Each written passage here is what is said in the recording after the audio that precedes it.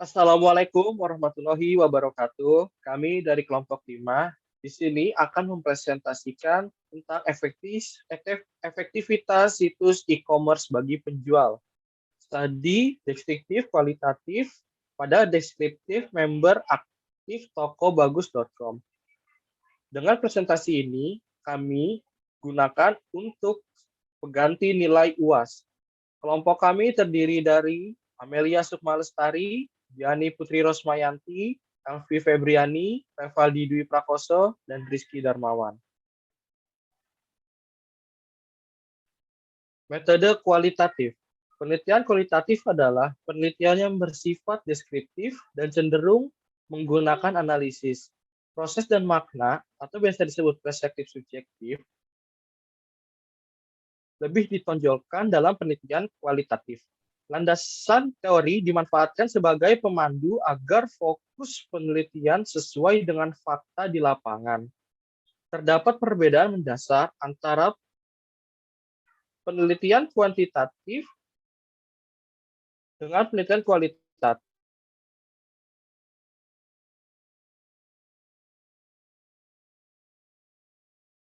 Berangkat dari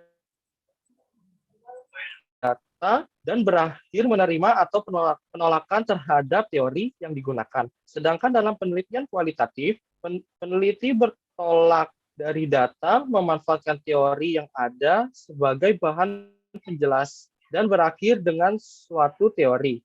Untuk penjelasan selanjutnya akan dijelaskan oleh Diani Putri. Baik, konsep pemasaran. Konsep pemasaran atau marketing merupakan serangkaian kegiatan yang memiliki tujuan untuk memasarkan produk yang diproduksi oleh perusahaan. Terdapat lima konsep pemasaran.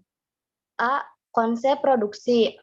Production concept. Perusahaan ini mencoba manajemen pemasaran melalui upaya penurunan biaya produksi dan penguatan sistem distribusi. B. Konsep produk.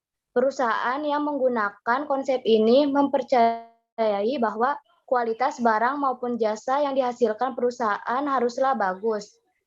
C. Konsep penjualan. Perusahaan yang menggunakan konsep penjualan ini berpikir bahwa pelanggan tidak boleh dibiarkan sendirian. Perusahaan harus mengarahkan konsumen. D. Konsep pemasaran. Perusahaan yang menggunakan konsep pemasaran menganggap bahwa kepuasan konsumen adalah segalanya. E. Konsep pemasaran sosial. Konsep ini menekankan tidak hanya pada kepuasan konsumen, tetapi juga memerhatikan manfaat bagi orang lain. Pembahasan selanjutnya akan dijelaskan oleh Amel. Fungsi pemasaran. Ada 7 fungsi pemasaran, yaitu yang pertama, analisis konsumen, merupakan pengamatan dan evaluasi kebutuhan, hasrat, dan keinginan konsumen. Yang kedua, penjualan meliputi banyak aktivitas pemasaran, seperti iklan, promosi penjualan, dan lain-lain. Yang ketiga, perencanaan produk dan jasa. Perencanaan produk dan jasa meliputi berbagai aktivitas seperti uji pemasaran, pemosisian produk dan merek. Lalu yang keempat, ada penetapan harga. 5 pemangku kepentingan atau stakeholder mempengaruhi keputusan penetapan harga atau pricing. Yang kelima, distribusi. Distribusi mencakup penggudangan, saluran-saluran distribusi, dan lain-lain. Yang keenam, riset pemasaran. Riset pemasaran adalah pengumpulan, pencatatan, dan penganalisisan data. Dan yang ketujuh adalah analis peluang. Analis peluang melibatkan penilaian atas biaya, manfaat, dan risiko yang terkait dengan keputusan pemasaran.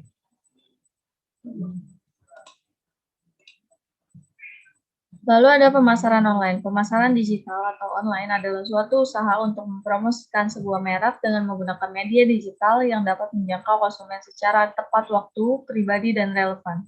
Tipe pemasaran digital mencakup banyak teknik dan praktik yang tergabung dalam kategori pemasaran internet.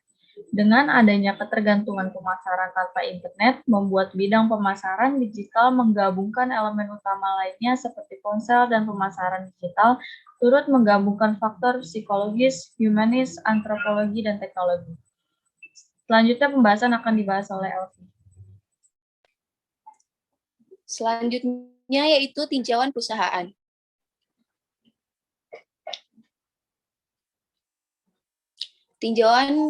Tinjauan usaha. Tokobagus.com merupakan salah satu situs e-commerce dengan konsep customer to customer atau C2C yang berfokus kepada aktivitas jual beli. Situs ini dikelola oleh perusahaan bernama PT Toko Bagus yang didirikan dua pemuda asal Belanda, yaitu Arnold Sebastian dan Remco Lucker pada tanggal 9 Juni 2005. Tokobagus.com memiliki 4 kategori produk barang dan jasa yang terdiri dari ribuan macam barang dan jasa yang diiklankan. Hingga saat ini iklan terbanyak di tokobagus.com masih didominasi oleh produk fashion, otomotif, gadget, atau perangkat serta properti. Produk barang maupun jasa selalu diperbaharui hingga hampir 10.000 iklan baru perharinya sehingga menjadi situs jual beli online yang sangat lengkap.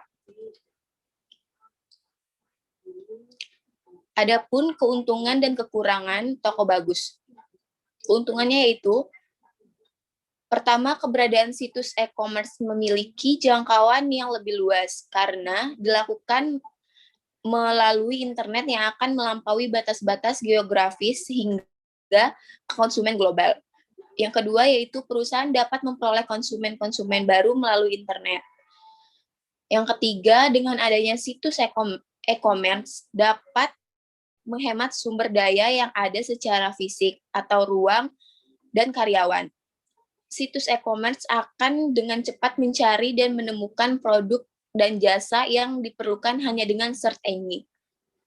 Kerugiannya yaitu, 1. Kemungkinan terjadi kecurangan dalam e-commerce besar karena transaksi dilakukan melalui internet tanpa tatap muka langsung. Yang kedua, kompetitor banyak di mana batas persaingan hanya sebatas 1 klik mouse di tangan konsumen.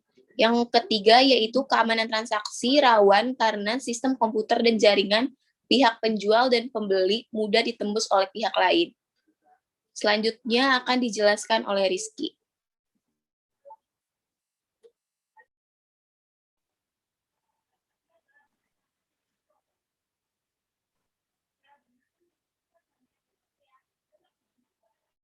Omset Toko Bagus.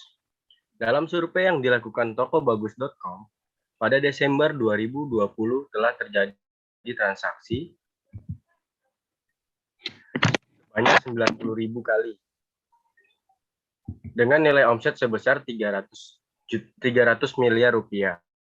Sedangkan survei pada April 2021 tercatat transaksi sebanyak 212.000 dengan nilai transaksi 1,5 triliun. Tokobagus.com bisa menampung 40% sampai 60% dari calon pengiklanan. Hal ini merupakan bukti kepercayaan kuat oleh penjual untuk mengiklankan produknya melalui situs e-commerce tokobagus.com. Hal tersebut ditegaskan dengan penghargaan pada tahun ini dengan meraih penghargaan sebagai The Best User Interface dalam ajang Indonesia Top E-Commerce 2012 yang diselenggarakan Press Area. Penghargaan yang telah diraih oleh tokobagus.com makin mengukuhkan diri sebagai market leader industri e-commerce di Indonesia.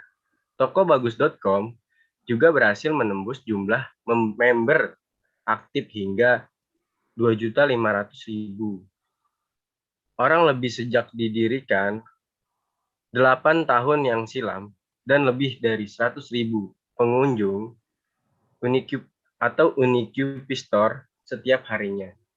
Salah satu yang mendorong tingginya jumlah member aktif situs e-commerce tokobagus.com karena masyarakat mulai sadar akan manfaat berjualan secara online. Terima kasih. Itulah tadi penjelasan tentang e-commerce atau pemasaran online yang dilakukan oleh Toko Bagus pada saat pandemi. Pada saat pandemi seperti ini, kita bisa menghasilkan pendapatan lebih walaupun kita sedang di rumah dengan menggunakan e-commerce atau pemasaran menggunakan internet. Jadi daripada kita bermalas-malasan di rumah, lebih baik kita mencoba untuk membangun e-commerce tersendiri. Sekian presentasi dari kelompok kami. Wassalamualaikum warahmatullahi wabarakatuh.